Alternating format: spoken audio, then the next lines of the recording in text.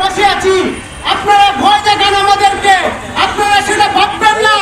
আমরা কিন্তু এখনো ঘরে বসে নাই, আমরা তো এমনিই মরে গেছি। এখনো দরকার হলে এক ঠ্যাং আমি দিয়েছি, দরকার হলে জীবন দিতে বিচার নেওয়া হওয়া পর্যন্ত প্রত্যেকটা স্বৈরাচারকে দেশ ছাড়া করতে হবে।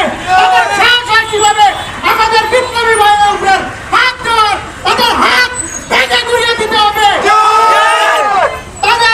তাদেরকে এখনো হুঁশিয়ার করছি, স্বৈরাচার এখনো আনাচে কানাচে আছে। আপনারা ভেবেছেন মুখোশে প্রত্যেকজন আমাদের আশেপাশে ঘোরাঘুরি করবেন, সেটা ভাববেন না।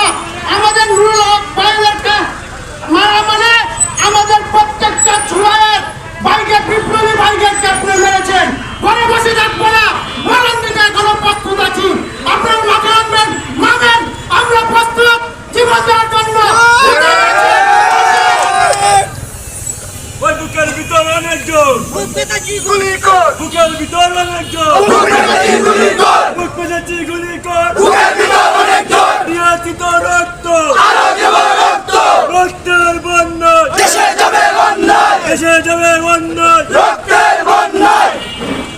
সংগ্রামের প্রস্তুতি এ পর্যায়ে বক্তব্য নিয়ে আসার জন্য অনুরোধ করছি গণ অধিকার পরিষদ সুনামগঞ্জ জেলার বিপ্লবী নেতা জীবন চৌধুরীকে।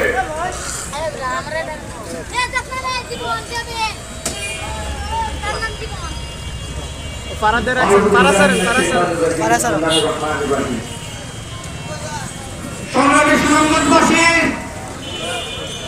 রক্তক্ষরণ হচ্ছে হৃদয়ে।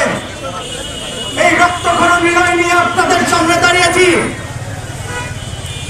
আমরা ভেবেছিলাম বাংলাদেশ নামক রাষ্ট্রের রক্তের খিদা হয়তো